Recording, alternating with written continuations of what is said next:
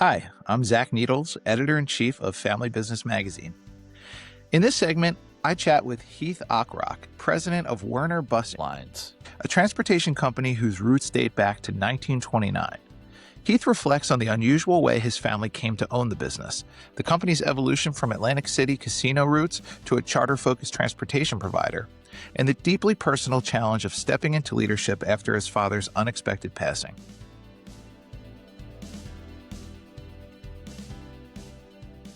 Heath, thanks so much for joining me today. Hey, yeah, thanks for having me. Happy to be here. Yeah, absolutely. I think the best place to start with all of these interviews, of course, is to kind of get an idea of when your family business was started, how it was started, and a little bit about how it's evolved since then as a business. Yeah. So we've been around since 1929.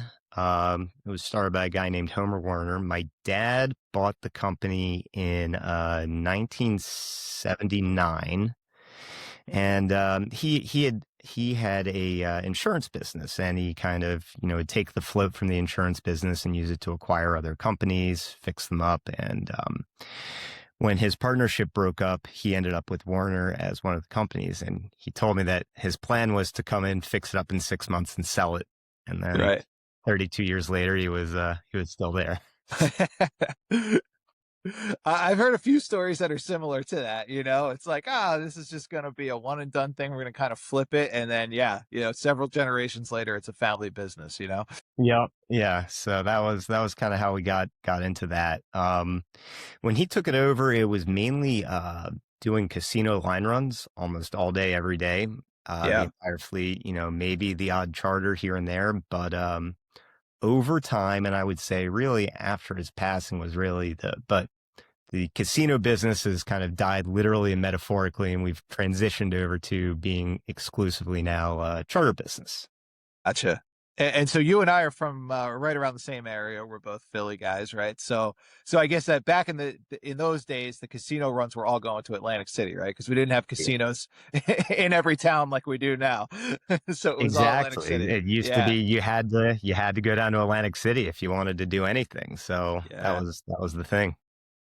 And so talking about your career path, I always like to talk to people about how they got involved in the family business because the story's always different, right? Sometimes people they grew up around it. They've always known they were going to join it. Sometimes people come at it completely unexpectedly. And so I know that you officially took over as president in 2013, right? Correct. Um, Under very difficult circumstances that we'll talk about in a bit. And I do want to discuss that. But first, how did you come into the family business originally?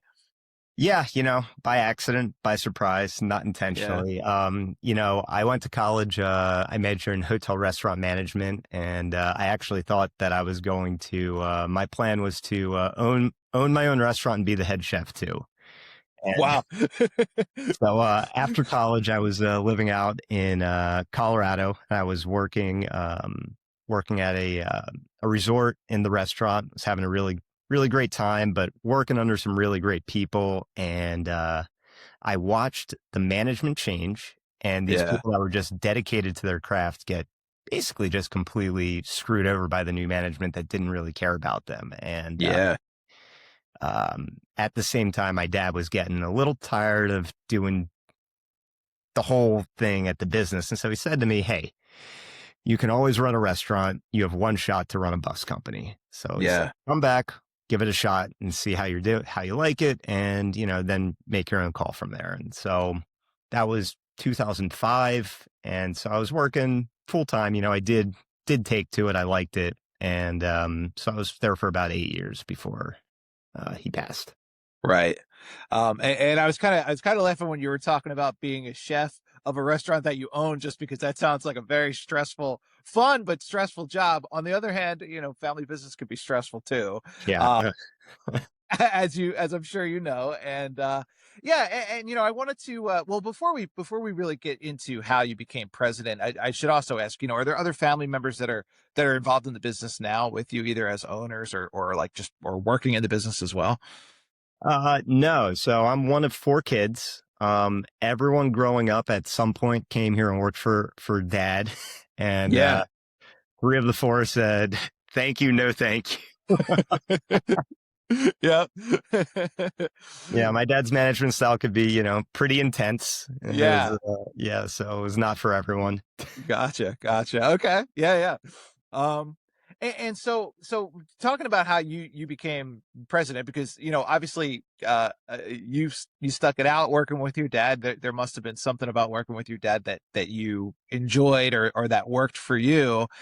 And then he passed away unexpectedly. And so obviously from an emotional standpoint, that's just a huge blow. But what was the transition period like for you and your family, both on the personal side, but also on the professional side, like just stepping into this role and trying to keep things going? Yeah, it was obviously really hard. You're losing your best friend, your father, but also your boss, and then Yeah. you also have to do your boss's job. So it's like any one of those losses, you would lean on those other three roles to kind of support you and get through it.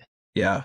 And instead, it's like, actually, no, you're going to have to do the job too. So it was a lot. It was a lot. Luckily, my dad had some very loyal people to the company that were there and kind of really helped me through the transition to kind of figure out what I needed to focus on, what are the important things. And so first step is, steady the ship. And then from Yeah. there, just one day at a time. Yeah, absolutely.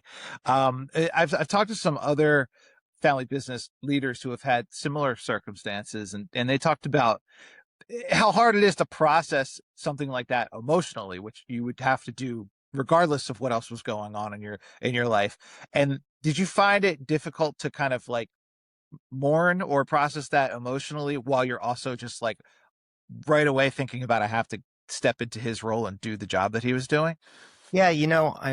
In a weird way, that what you just described was I found it cathartic. So I was Yeah. able to channel, all that grief into, well, if dad was here, this is what he would be working on. He did really care about the company. Even despite his first 6-month plans, it was his legacy. And he cared a lot about the people that had been loyal to him through, who were still dependent on the company for their Yeah. livelihoods. So yeah, I was able to channel a lot of that grief and energy into just, if I'm working 90 hours a week, it was better than being at home with my thoughts.